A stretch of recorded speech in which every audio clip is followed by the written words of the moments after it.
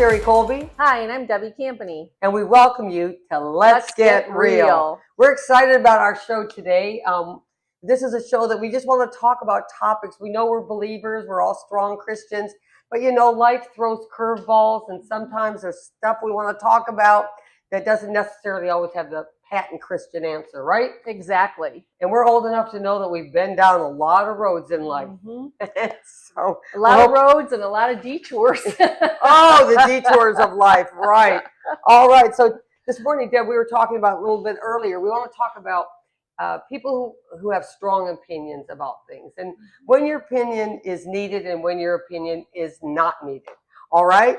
So I think the topic we wanted to start with is how do you deal with know-it-alls? Exactly. I was called them. What? One of them. I was called one of them. Well, I think I probably was more when I was younger. It's just kind of as you get older, you start to realize you really don't know as much as you think. No, you don't. And you wish you could go back and glean some stuff off those people who were trying to tell you things.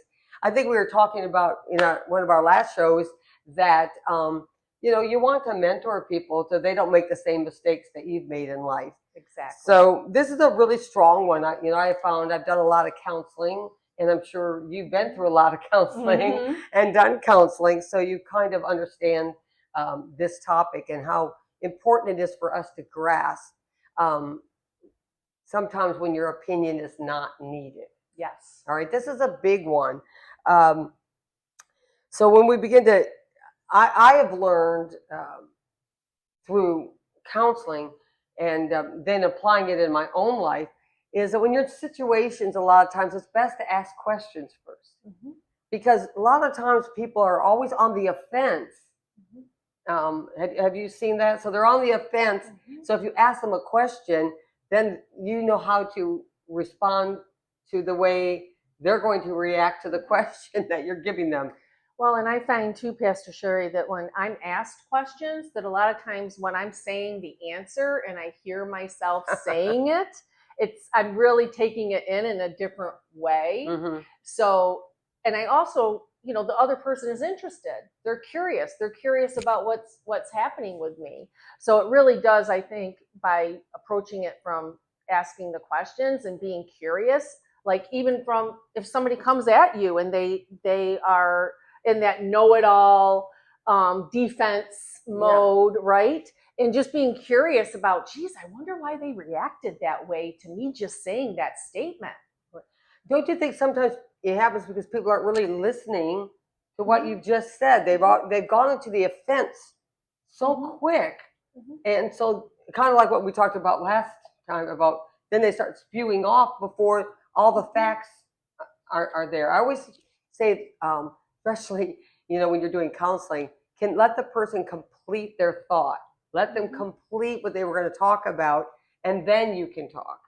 So it's basically you already have the answer in your head. You already think you know what they're going to say, so you've got the answer. You're ahead in the conversation. You're not present in the conversation. And also, like there's like some of the notes that I just had taken down was like the know-it-all. Like, is it the ego's need to be right? And ego is edging God out. So is it my ego's need to be right about this, or can I be seen as wise by actually listening and humbling myself? And and like we were talking about, this is not, I can't believe that there's not a human being on this planet that hasn't gone through a where I know what I'm talking about. This is, in a relationship dynamic, it can literally be perceived as a power struggle. There's a power struggle that's happening and that need to be right. And I've heard this said like within a marriage relationship that you need to give up the need to be right. It doesn't matter when it's something about, well, that's fuchsia. No, it's hot pink. No, it's fuchsia. Yeah, it's like, who cares about something like that? If it's really something, that is a very, sensitive situation or topic, then there's way of approaching that in a conversation to be heard. Well, what I have found too, sometimes when you go to give maybe you thought you were having a back and forth conversation. And automatically they think you're criticizing what they have just said. And it's not that you're criticizing, but it's well, maybe we could look at it this way. I think in the last show too, I was saying that I used to always tell my kids, if you were in that situation, could you possibly see it the same way that that person is seeing the situation? But in this show about not being able to talk to somebody and have a normal conversation where you talk, I talk, and when that person takes up that offense, then they're always the victim. You know, people who are always the victim, Oh, oh, yeah. they're criticizing me. They just told me off. Well, maybe they didn't tell you off.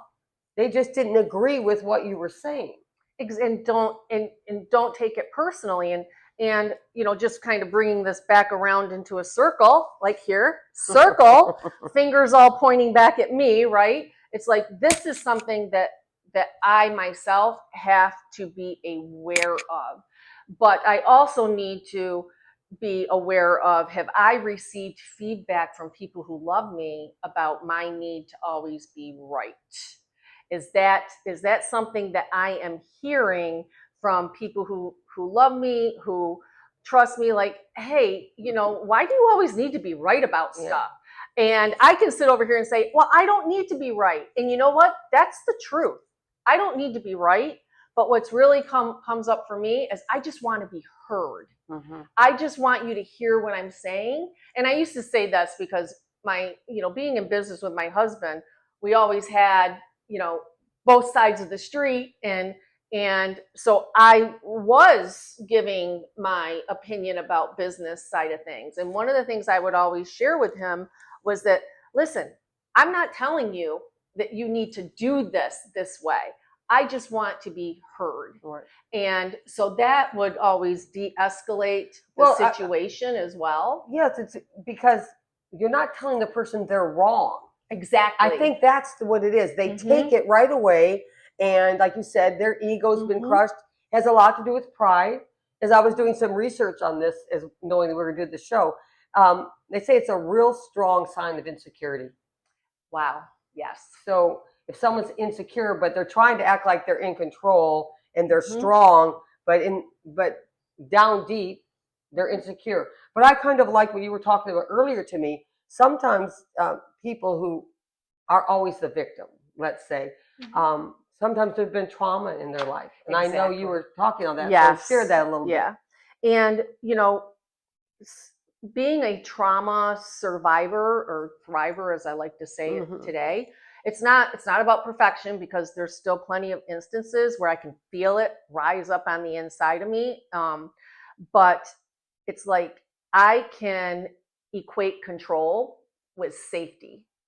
So I am immediately trying to take control of it, but not because of controlling the other person or saying that they're wrong. It's because I'm not feeling safe and secure. You're protecting yourself. I'm trying to protect myself. Okay, that's a good point. Yes. Very good point. But yet it shows up in such a sideways way that it doesn't always come out the right way. So that can create a dynamic and can also, because in that moment, we talked about this, it's a trigger. It's actually like a trigger on the inside of me. In return, that can trigger the other person. The next thing you know, you're in this push and pull and all over the place. You're in this big fight that you didn't want to get into, or there's resentment that comes in and all this other stuff. It's really like, this is a gateway for unsettledness and no peace.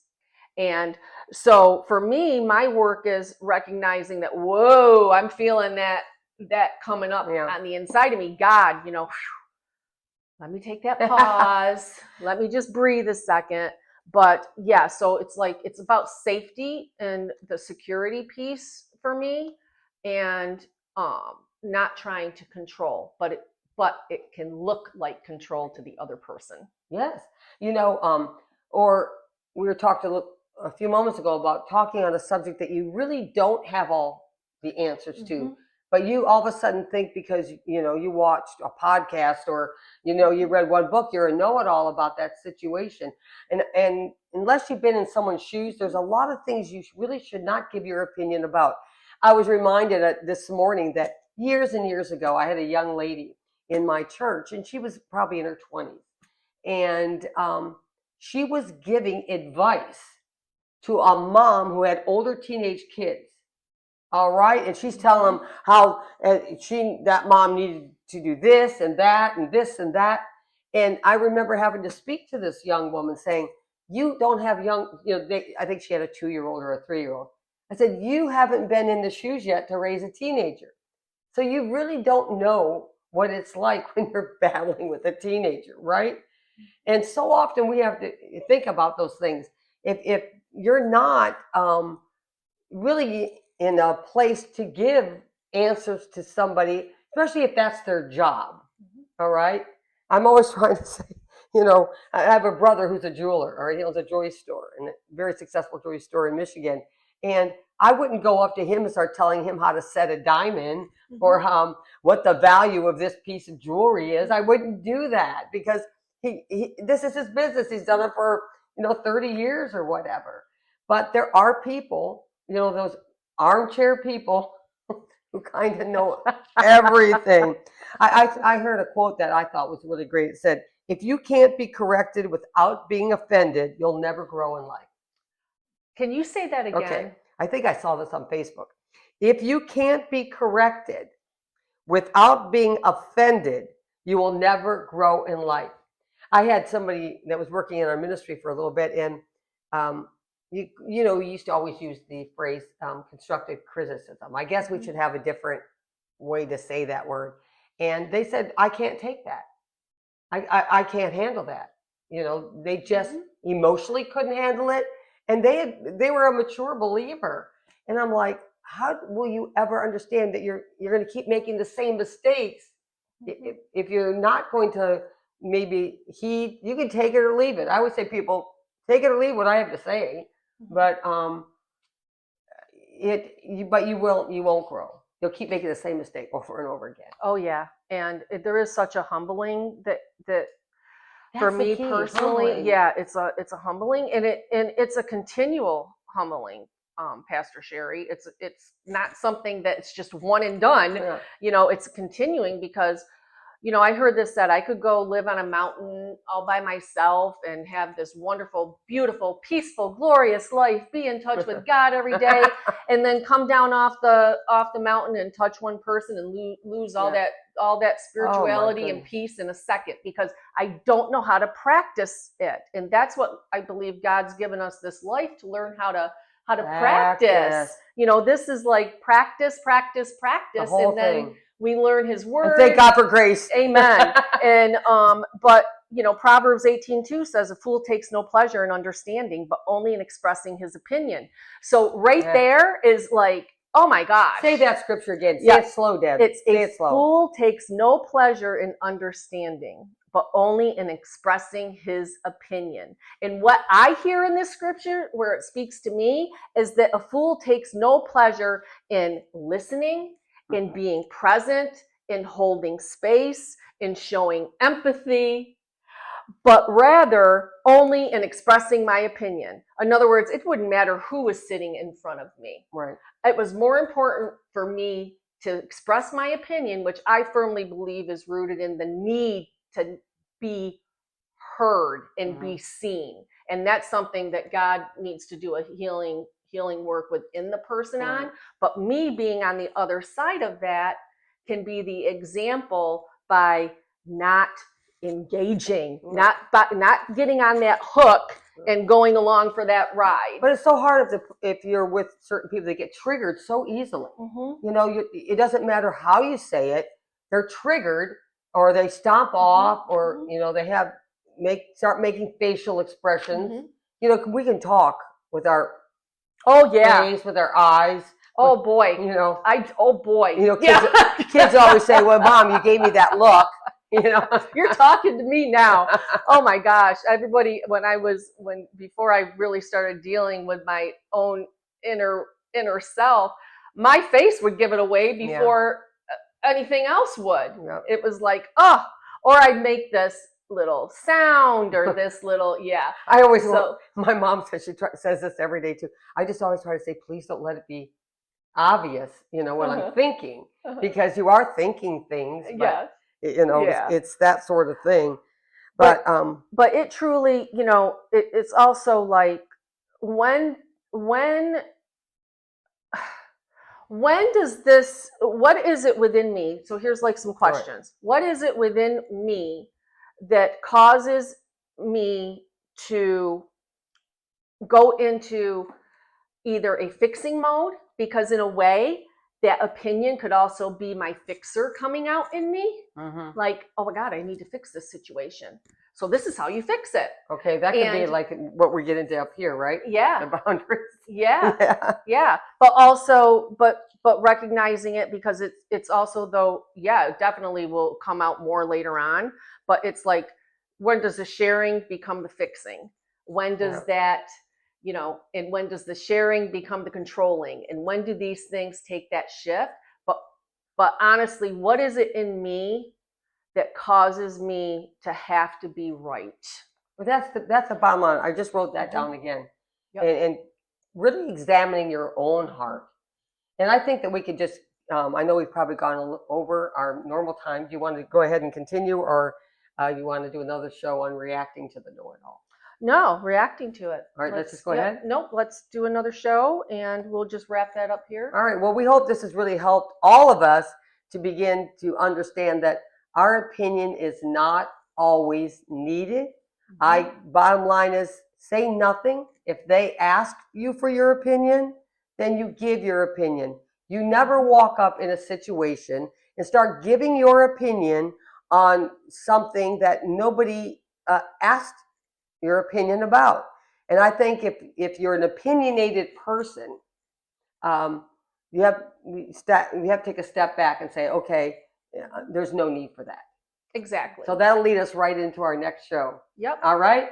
So we're so glad you joined us on Let's Get Real, and we'll continue this topic on opinions, and we're going to be talking about boundaries and that sort of thing. So we'll see you next time on Let's Get Real.